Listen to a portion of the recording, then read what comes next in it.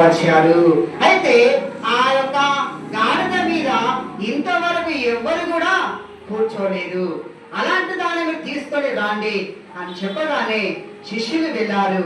ఆ గాడిద పిల్లను తీసుకొని యేసు ప్రభు దగ్గరికి వచ్చారు.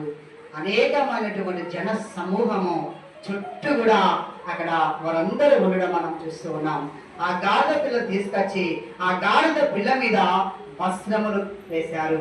వస్త్రములు వేయగా యేసు ప్రభువు ఆ గాడిద పిల్ల మీద కూర్చున్నారు. కూర్చొని ఇక వస్తూ ఉండగా అక్కడ ఉన్నటువంటి జన సమూహం అందరూ కూడా స్త్రీలు ఏం చేస్తున్నారు? బట్టలు పరుస్తున్నారు. బట్టలు పరుస్తుండగా ఆ బట్టల మీద నుండి యేసు ప్రభువు ఆ గాడిద పిల్ల మీద కూర్చొని రావడము మనం అక్కడ చూస్తున్నాం. ఖర్జూర బట్టలు వారి చేత పట్టుకొని దావీదు కుమారుడా జయము హోసన్నా హోసన్నా అని చెప్పేసి వారందరూ జయ జయ నినాదాలతో దేవుణ్ణి స్తుతించడం మనం చూస్తున్నాం. అంటే హోసన్నా అంటే అరబిక్ భాషలో ప్రభువా మమ్ము రక్షించుము అని అర్థం. నీవే మమ్ము రక్షిస్తావు, నీవే మమ్ము కాపాడుతావు అనే అర్థము వచ్చేటువంటి ఆ మాటలతో ప్రజలందరూ కూడా స్తుతించడం మనం అక్కడ చూస్తున్నాం. అందుకే ప్రభు పేరిట వచ్చేవాడు స్తుతింపబడునుగాక. 118వ కీర్తన 25, 26 వచనాలు మనం చూస్తే అక్కడ మనకు కనిపిస్తుంది. 118వ సంకీర్తన 25, 26 వచనాలు మనం చదువుకుందాం.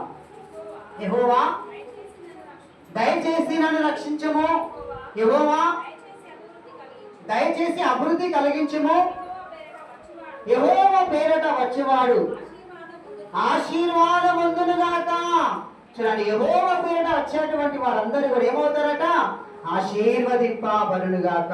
యేసయ్య దేవుని యొక్క ఆ నామమున వచ్చి ఉన్నారు. అక్కడికి వచ్చిన జన సమూహం అంతా కూడా దేవుని యొక్క నామం పేరిట వచ్చి ఉన్నారు. మనమందరం కూడా దేవుని యొక్క నామం పేరిటే మనం వచ్చి ఉన్నాం కనుక మనమందరం కూడా ఆశీర్వదించబడాలి. అందుకే అక్కడ మనము ఎందుకు యేసు ప్రభు గాడిద పిల్ల మీద కూర్చొని వస్తున్నారు అంటే ఒక్కొక్క ప్రవచనాన్ని నెరవేర్చుకుంటూ వస్తూ ఉన్నారు. ఇక్కడ యేసయ్య కూడా ఈ ప్రవచనము నెరవేర్చుట కొరకే గాడిద పిల్ల మీద కూర్చొని వస్తున్నారు. జకర్యా గ్రంథము 9వ అధ్యాయము 9వ వచనాన్ని మనం చదువుకుందాం. జకర్యా గ్రంథము 9వ అధ్యాయము 9వ వచనాన్ని మనం చదువుకుందాం. సియోను నివాసులారా బహుగా సంతోషించండి, యెరూషలేము నివాసులారా ఉల్లాసముగా ఉండుడి.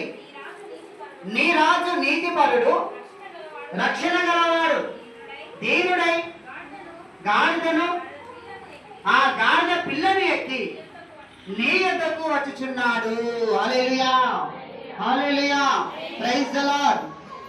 కొంచెం ఉత్సాహంగా హల్లెలూయా, కొంచెం హుషారుగా హల్లెలూయా, హల్లెలూయా.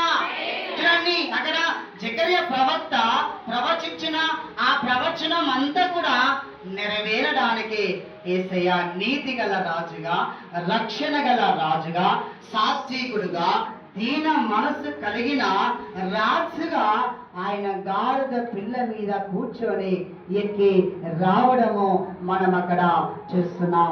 ఒక్కొక్క ప్రవచనాన్ని నెరవేర్చుకుంటూ యేసు ప్రభువు వస్తున్నాడు. ఇక్కడ ఈ ప్రవచనము కూడా నెరవేరడం మనం చూస్తున్నాం.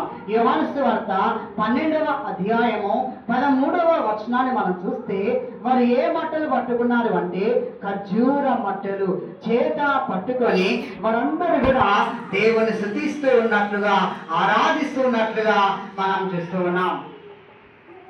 చదవండి. ఖర్జూరపు మట్టలు పట్టుకొని ఎదుర్కొనబోయి జయము ప్రభు పేరట వచ్చుచున్న ఇజ్రాయేలు రాజు స్తుతింపబడునుగాక. చూడండి, ఈయన ఇజ్రాయేలు రాజు ఈయన యూదుల రాజు అంటే ఏదో కొద్ది కాలం కొన్ని సంవత్సరాలు ఉండేటువంటి రాజు కాదు, ఆది అంతము శాశ్వతము గల రాజు యేసయ్య అని చెప్పేసి మనం జ్ఞాపకం చేస్తున్నారు. అందుకే 24వ సంకీర్తనలో మనం చూస్తున్నాం, రాజును ఆ లోనికి రానివ్వండి, మీ తలలు మీరు పైకెత్తుకోనండి, ఈ మహిమ గల రాజు ఎవరు? ఆయనే యెహోవా